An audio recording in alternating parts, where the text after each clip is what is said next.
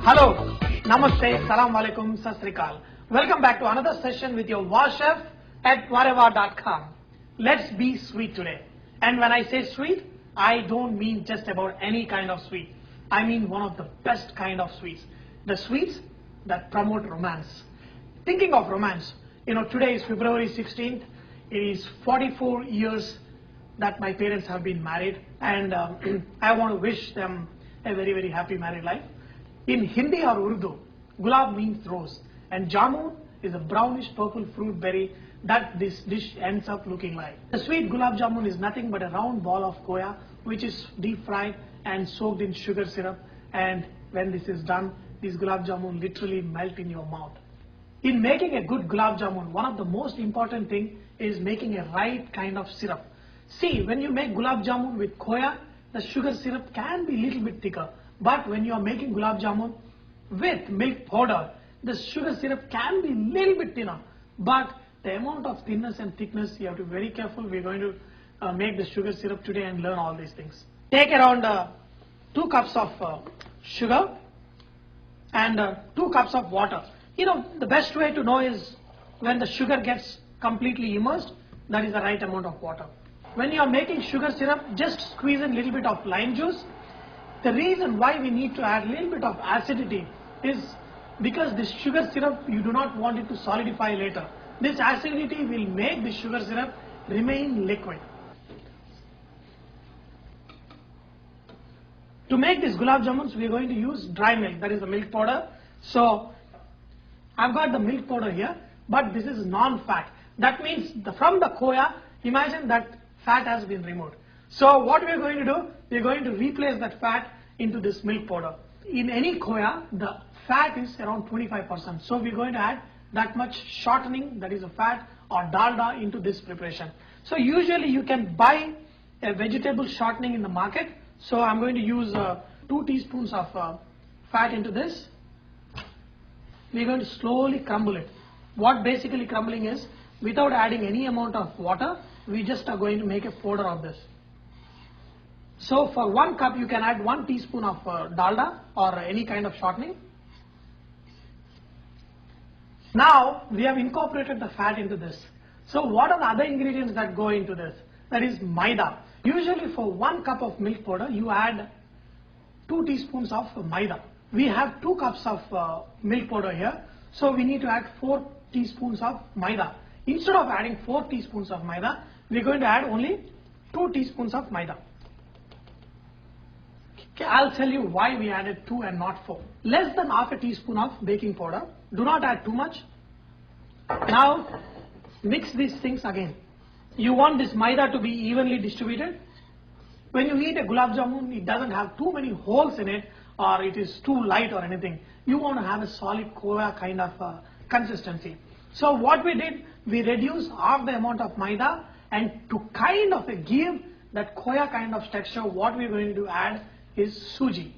Okay, what I did, I soaked the suji in a little bit warm water for like 5 minutes. Drain away any excess water that is there. But remember one thing, you have to be very careful in adding. Remove all the moisture and add it, and very slowly mix it. Okay, it has to be evenly distributed. Same thing, we are going to make nice crumbles out of it. See, the reason why I am mixing like this is I want the suji to totally disappear into this mixture, and I do not want the suji to remain as solids anywhere.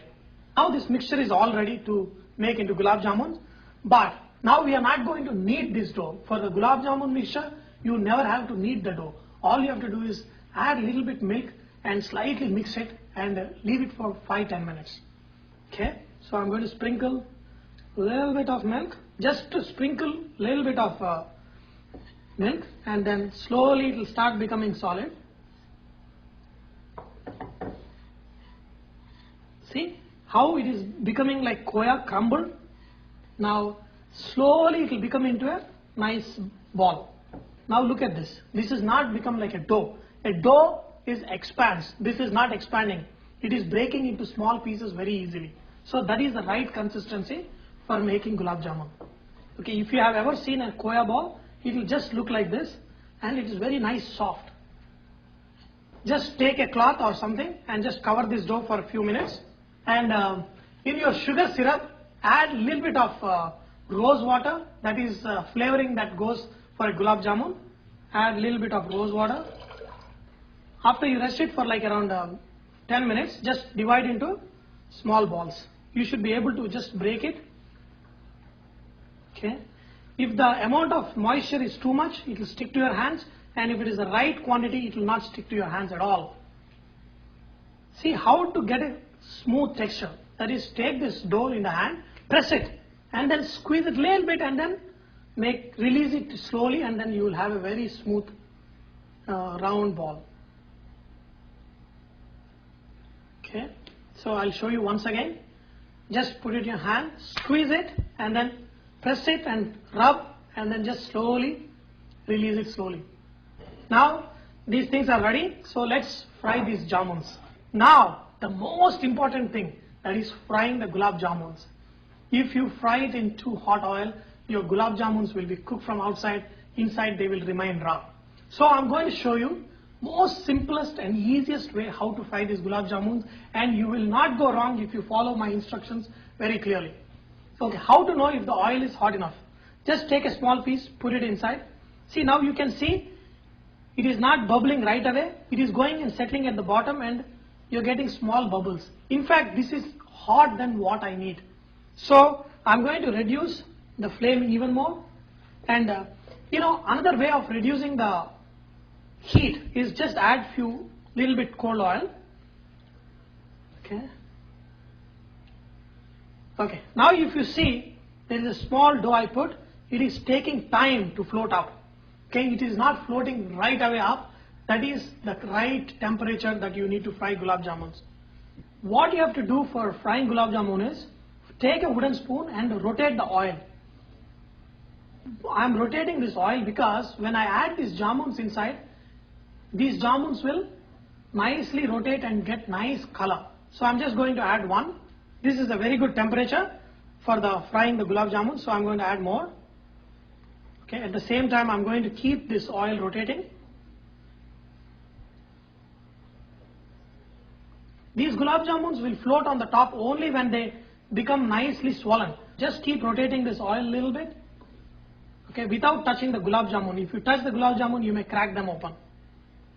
See, once they float on top, you can just adjust the temperature a little bit more. See, by continuously stirring, you will get very nice even color. It should take around 7 to 10 minutes for these gulab jamuns to be ready.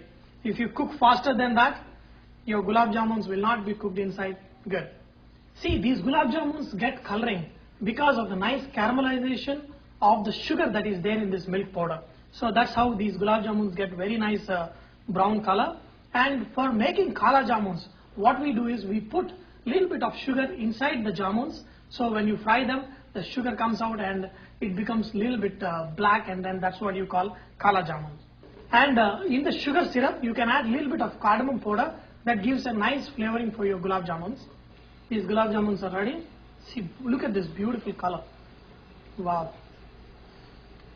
Add these jamuns into sugar syrup. Wow.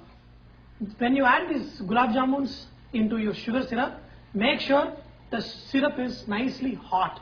Just bring it to a boil, stop it, and then immediately add your jamuns. Let these gulab jamuns soak for at least 1.5 hours. That's when you get a really nice gulab jamuns. See, the beauty about these gulab jamuns is, now I want you to see one thing. When you cut open a gulab jamun, it should not be any holes inside. It should be solid.